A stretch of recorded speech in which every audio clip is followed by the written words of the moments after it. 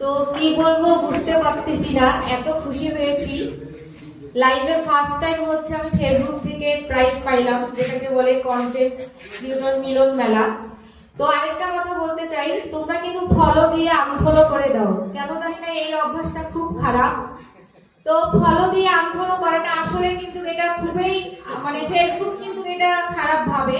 তোমরা শুধু 1 মিলিয়ন 2 মিলিয়নের পিছনে দৌড়াও, তাদেরকে ফলোইং করো। তারা কি তোমাদেরকে কখনো ফলোইং করে?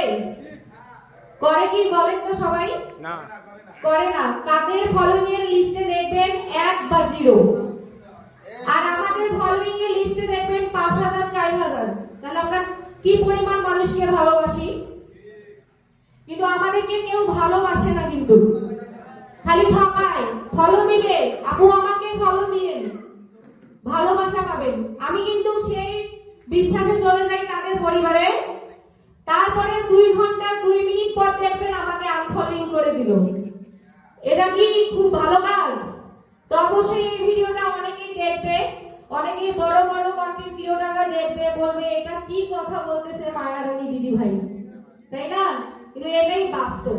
তো বেশি কিছু বলতে চাই না, সবাইকে ঈদ মোবারক, ঈদের শুভেচ্ছা রইল।